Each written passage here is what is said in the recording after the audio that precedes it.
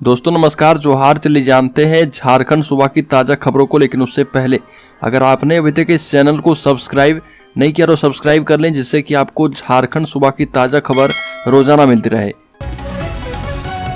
सबसे पहले खबर, गुमला जिले में जमीनी विवाद में 3 लोगों की टांगी से काटकर हत्या। गुमला में परिवार में ही हुआ था विवाद, बाप बेटा सहित 3 हुए गिरफ्तार। गुमला जिले के सिसई थाना क्षेत्र में जमीन विवाद की वजह से 3 लोगों की हत्या कर दी गई है। मृतक और आरोपी एक ही परिवार में हैं और विवाद में चल रही जमीन पर पेड़ काटने को लेकर एक ही परिवार के 2 गुटों के आमने सामने आने से ये घटना हुई है। दोनों गुटों के बीच हिंसक झड़प हुई थी और कुल्हाड़ी से हमले में नागेश्वर साहू, मुन्ना साहू और पवन साहू की मौत हो गई। तीनों रिश्ते में भाई भतीजे हैं। बड़ी खबर, मुख्यमंत्री चंपई सोरेन ने झारखंड में 125 यूनिट बिजली मुफ्त देने का ऐलान किया है और ये भी कहा कि हेमंत सोरेन ने 100 यूनिट बिजली मुफ्त दिया था, हम उनके बेहतर काम को और भी आगे बढ़ाएंगे। 125 यूनिट बिजली मुफ्त देंगे और इससे 30 लाख लोगों को लाभ दिया जाएगा। और उन्होंने ये घोषणा अबुआ आवास योजना के लाभुकों को स्वीकृति पत्र देने के दौरान की है।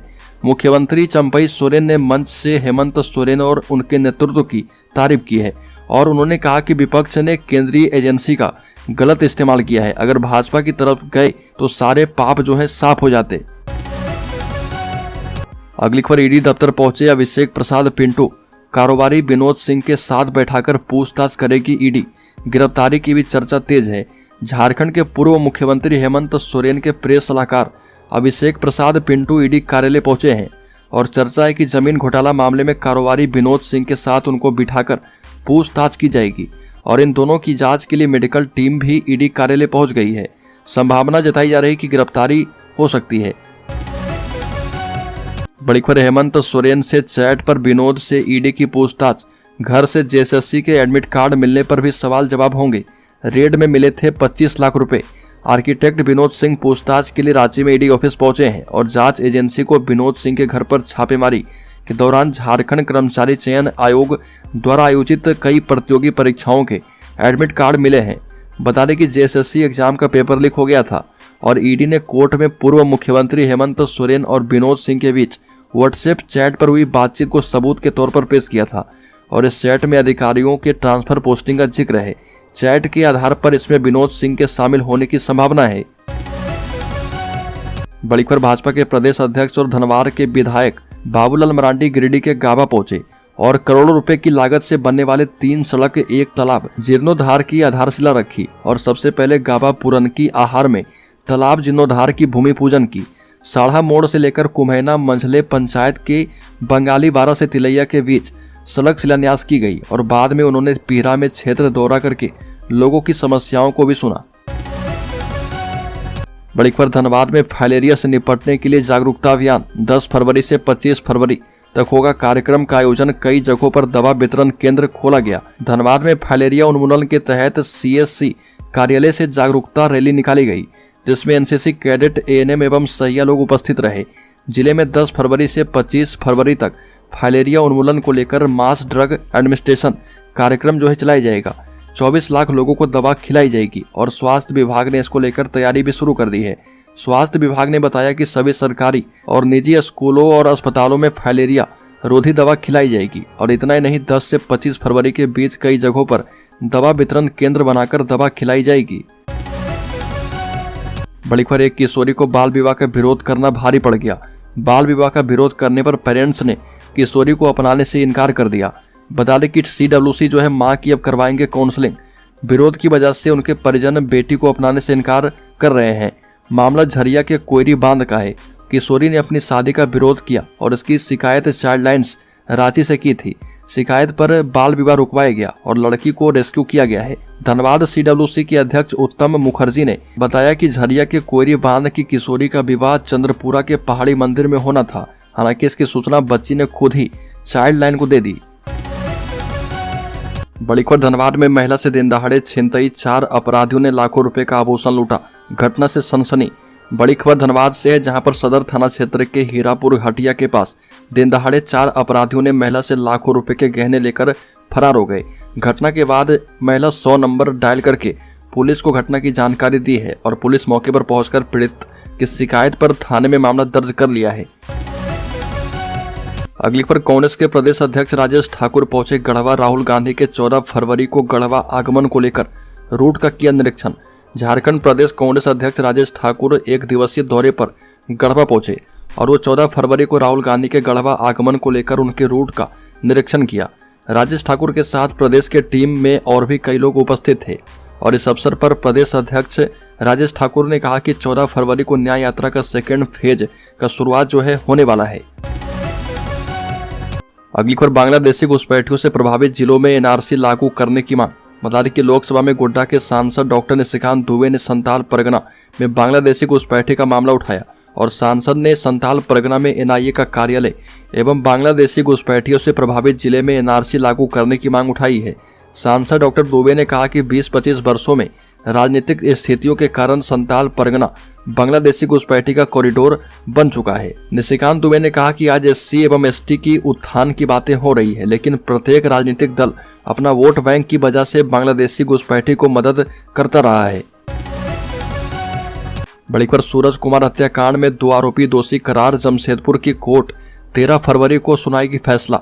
झारखंड में जमशेदपुर की कोर्ट ने बीजेपी युवा मोर्चा बागबेड़ा मंडल के महामंत्री सूरज कुमार हत्याकांड में 2 नामजद आरोपी सोनू सिंह और कमल शर्मा उर्फ गोलू को दोषी करार दिया है। इस मामले में सजा के बिंदु पर 13 फरवरी 2024 को सुनवाई होगी।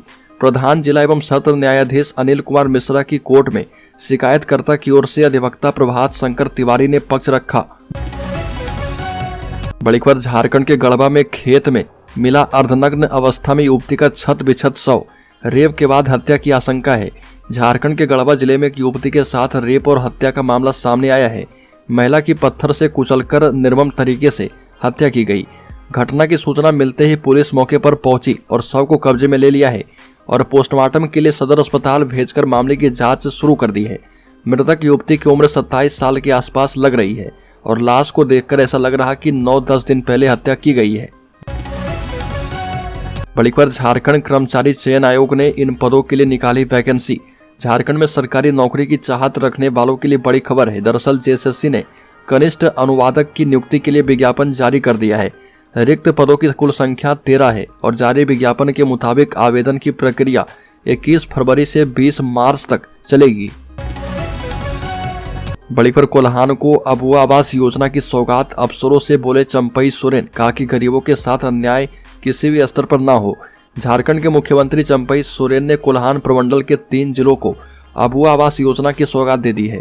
मुख्यमंत्री ने पहले चरण में 24,827 लाभुकों के बैंक अकाउंट में 74 करोड़ रुपए ट्रांसफर किए हैं और साथ ही अधिकारी को नसीहत दी कि आवेदन के मुताबिक ही लाभुकों का चयन किया जाए। किसी गरीब के साथ अन्याय नहीं होना चाहिए। बड़ी खबर 4 दिनों तक जारी रहेगी भानु प्रताप से ईडी की पूछताछ। बढ़ सकती है हेमंत सोरेन की मुश्किलें। हेमंत सोरेन के करीबी भानु प्रताप की रिमांड अवधि बढ़ा दी गई है। अब उनसे 4 दिन तक पूछताछ जारी रहेगी। आपको बता दें कि ईडी ने पिछले 3 फरवरी को जेल में बंद भानु प्रताप से पूछताछ के लिए 4 दिनों के रिमांड की मंजूरी ली थी। वहीं बता दें कि एक बार फिर से उन्हें कोर्ट में पेश किया गया और ईडी ने रिमांड बढ़ाने की सिफारिश की है। अगली खबर शंकर यादव को ट्रांजिट रिमांड पर रांची ले गई है एनआईए। गैंगस्टर अमन साहू के पैसे और अधिकारी से सेटिंग का उगलेगा राज। एनआईए की टीम में गिरफ्तार प्रॉपर्टी डीलर शंकर यादव को दोपहर मुख्य न्यायिक दंडाधिकारी की कोर्ट में पेश करके 48 घंटे की ट्रांजिट रिमांड पर मांगी है और मुख्य न्यायिक दंडाधिकारी ने अर्जी का अवलोकन करके 24 घंटे की ट्रांजिट रिमांड को मंजूरी दे दी है। एनआईए की टीम के अनुरोध पर एसएसपी आनंद कुमार ने सुरक्षा दस्ता मुहैया करवा रखा था। एनआईए की टीम ने कड़ी सुरक्षा घेरे में गिरफ्तार शंकर यादव को लेकर रांची के लिए रवाना हो गई है। बड़ी खबर मुख्यमंत्री चंपई सोरेन का निर्देश उपभोक्ताओं को बालू आसानी से उचित कीमत पर देने के लिए खान विभाग मॉनिटरिंग करे। मुख्यमंत्री चंपई सोरेन ने प्रोजेक्ट भवन में खान एवं भूतत्व विभाग द्वारा संचालित योजनाओं की समीक्षा की और मुख्यमंत्री ने बालू घाट ऑक्शन की भी जानकारी ली है। साथ ही अधिकारी को निर्देश दिया कि उपभोक्ताओं को बालू आसानी से और उचित कीमत पर उपलब्ध करवाने के लिए निरंतर मॉनिटरिंग किया जाए और ये भी कहा कि बालू घाट की टेंडर प्रक्रिया में कोई बाधा उत्पन्न हो रही है तो निराकरण करें। बड़ी खबर लैंड स्कैम में व्हाट्सएप चैट से खुलेगा राज। बढ़ सकती है हेमंत सोरेन की मुश्किलें। लैंड स्कैम मामले की जांच मामले का दायरा जो है बढ़ता ही जा रहा। ईडी के रडार पर चढ़े आरोपियों से हर दिन कुछ नए खुलासे हो रहे और इसी कारण हेमंत सोरेन की मुश्किलें भी बढ़ती ही जा रही है। हाल के दिनों में ईडी दफ्तर में गहमा-गहमी कुछ ज्यादा ही बढ़ चली है। बड़ी खबर, राज्य के 553 कल्याण छात्रावास के 26,000 छात्रों को भी मिलेगा फ्री खाना। बता दें कि सरकारी स्कूलों में 8वीं कक्षा तक पढ़ने वाले बच्चों को मिलने वाले मध्याह्न भोजन की तर्ज पर राज्य सरकार एक नई योजना लाने जा रही है।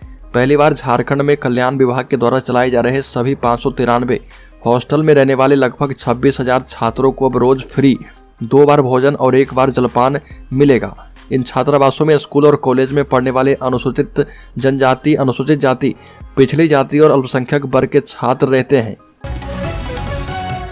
बड़ी खबर, बाबूलाल ने कहा कि एसआईटी नहीं बल्कि सीबीआई जांच की जाए। जेएसएससी पेपर लीक मामले में बाबूलाल मरांडी ने उठाई आवाज। आंदोलनकारी छात्रों संघ पहुंचे राजभवन। भाजयुमो रांची महानगर ने जेएसएससी प्रश्न पत्र लीक मामले को लेकर राजभवन के समीप धरना दिया और धरने में शामिल भाजपा प्रदेश अध्यक्ष बाबूलाल मरांडी ने कहा कि यह सिर्फ नौजवानों के साथ ही नहीं पूरे प्रदेश के साथ भ्रष्टाचार हुआ है और अगर कोई पैसा लेकर पदाधिकारी या कर्मचारी बनाता है तो यह स्पष्ट है कि करप्शन की बुनियाद पड़ेगी और उससे करप्शन ही फले फूलेगा। बड़ी खबर, राज्यपाल सीपी राधाकृष्णन ने चंपई सोरेन की कर दी तारीफ। राज्यपाल सीपी राधाकृष्णन का मानना है कि राज्य के नए मुख्यमंत्री चंपई सोरेन सादे परिवेश से आते हैं, ऐसे में वो लोगों की आवश्यकताओं को जानते हैं।